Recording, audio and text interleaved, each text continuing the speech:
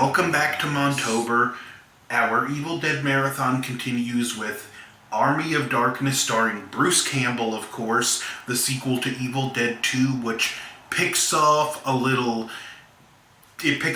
differently than Evil Dead 2 ended, because rather than being this instantly hailed as this hero, now he's a prisoner with a guy and some of his soldiers called Henry the Red, who's obviously an enemy faction of the side that captured him, led by Lord Arthur, which is in fact King Arthur. And the prisoners are being thrown into this pit with Deadites. Arthur's advisor recognizes Ash as the guy from the prophecy that will save him from the Deadites, but we saw that was realized in Evil Dead 2. What's going on here? This doesn't make sense. The best thing I can think of is what we saw at the end of Evil Dead 2. That was Henry the Red and his men, who were quickly captured by Lord Arthur and his men. When Ash is thrown into the Deadite pit, he gets thrown his chainsaw by the advisor, and he takes out the one Deadite, then has to quickly deal with the second one as these spikes are enclosing on them. And the second Deadite was actually played by the same guy who played the Stay Puft Marshmallow Man. Now in this, to say Ash is a reluctant hero is kind of putting it mildly. He is a completely unwilling hero. He just wants to go back to his time. He really doesn't care what's going on here, but he has to retrieve the Necronomicon because the book can't send him back home. So, we got a good setup. There's a Deadite attack, which has Ash quickly realize, if he's gonna do this, he can't do it one-handed. So he makes with the village blacksmith, he makes a artificial hand that is made from a suit of armor and these straps, and he even pumps it somehow. There's no realistic way this thing could work, but it looks cool on screen.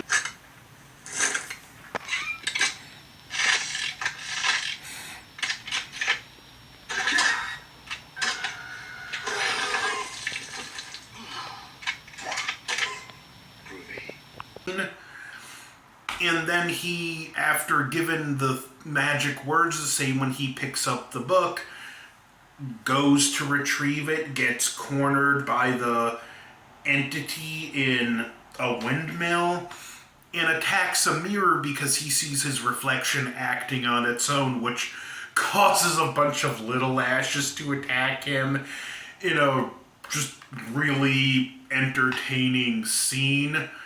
He trips, gets knocked out, and one just jumps in his mouth and winds up in his stomach. So he has to drink scalding hot water to boil the little Ash alive. And then a new Ash grows out of him. So if you're not familiar with the movie, this isn't as weird as it sounds. Don't get me wrong, it's still weird, but in the context of the movie, you just go with it. We get a fun scene between the good and bad Ash, where he's even, "You're good, Ash, and I'm bad Ash, goody little two shoes."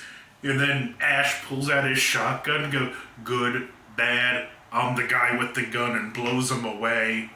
Buries the remains, finds the book, doesn't say the words exactly, he coughs his way through the last word. Some other stuff happens, but I'm just obviously glossing over.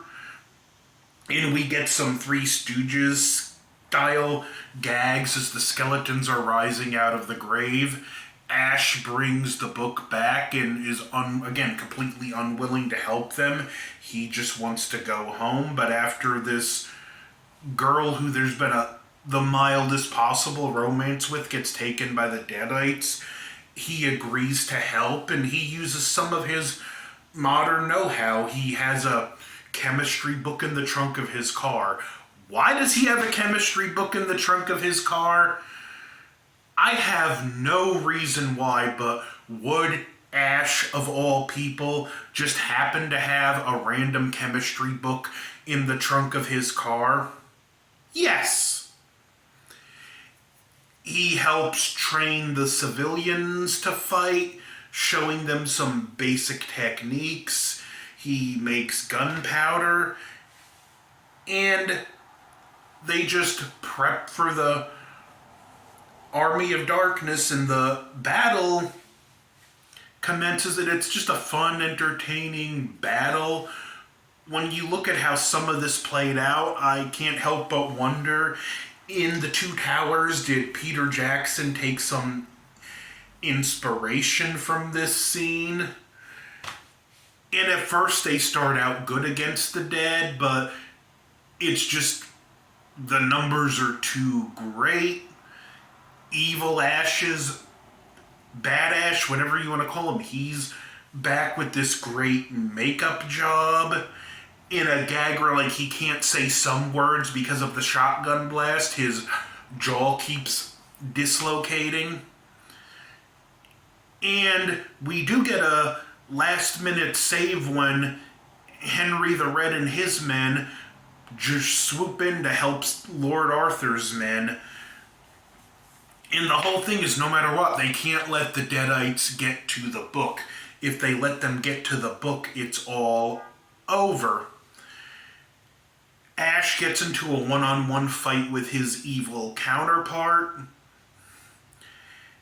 There's a lot of back and forth. This is actually a really fun scene. He burns him into a skeleton, and when Ash gets knocked over a ledge and he winds up by a catapult with a thing of gunpowder, I forget how he lights it with a torch, and then that's after Badass jumps on the catapult.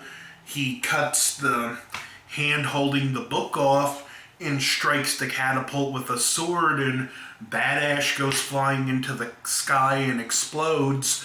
Lord Arthur and Henry the Red, they put their differences aside, and we see there's a chance for a real good future for everyone involved.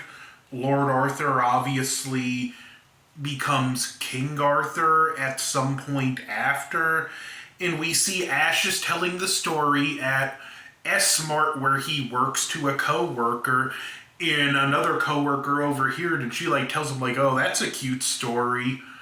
But he admits to, again, after drinking this potion that was given, that he didn't say every syllable, and a Deadite attacks, and we get a great closing scene where he's hail to the king and kisses the girl, and the movie ends. I go back and forth between this and the second one over which one I like better, where I will admit the second one is the overall better movie. I think this is easily the most entertaining in the franchise, so it's hard to say this would be the last time we would see Ash for years. Bruce Campbell did reprise the role in Evil Dead: A Fistful of Boomstick, which came out on PlayStation 2 and Xbox, and for a lot of fans until the series came out, that was treated as the fourth Evil Dead, and it was a legitimately good Evil Dead story. You could see it just compressed into a movie, but we wouldn't get Ash again until a very, very brief cameo during the remake, and then Ash versus the Evil Dead, plus a brief off-screen cameo in Evil Dead Rise. Ash is coming back in the animated series they're working on, but Army of Darkness, I love this movie. It's just so much fun. If my biggest criticism, it's a little too short. It's not even an hour and 30 minutes, which they had a low budget, and the medieval stuff was pretty ambitious for the budget, and they did a pretty good job, so I'll take it for what it is. Definitely one of the best in the franchise. And you can tell at this point, like, this is the point where Bruce Campbell had the character of Ash master crafted. In the first one, it's pretty much, it's not the AshWilliams we all know and love. It's AshWilliams in name only to a certain extent. The second one is where we see the Ash we all know and love. And this is the one that solidifies the Ash we all know and love. That idiot that's also quick on his feet and pretty smart for someone that spends half his time as an idiot, if not 3/4 of his time. When Ash needs to be smart, he is very smart, but when he doesn't need to be smart, he really is an idiot. But that's the Ash we all know and love. The effects in this movie, I will say, are kind of hit or miss. Some of the Deadite skeletons, like, you can see the blacked out material over the masks. They did go for a kind of Ray Harryhausen style skeleton, and I do think for the most part, more often than not, the effects work.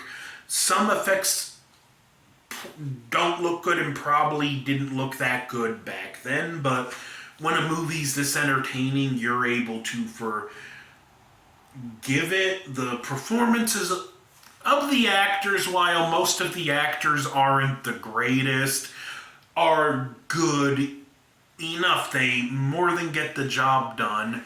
You're not, like, looking at excruciatingly bad performances, which is always a positive. And again, I go back to the Deadites. I really like how they have a blend between the skeleton and the more traditional Deadite. This film does feel more sterilized. It's actually rated R, but it very much feels PG-13. Like, there's very little blood in the movie. All the over-the-top gore the series is known for is gone, so that, again, I'm going to have to put it as a negative, but this is Evil Dead done by Hollywood, and we all know Hollywood ain't going to take any risks anytime soon, so you got to take the good with the bad in a film that people still absolutely love. So that is Army of Darkness. Next, we continue with the series Ash vs. the Evil Dead, and I'm covering all 3 seasons in one video. It's probably going to feel a little clunky at times because, again, I'm compressing 3 seasons into one video, and that's not going to be easy. But then the remake in Evil Dead Rise. So, like, share, comment, subscribe. Groovy. Join us. See this? This is my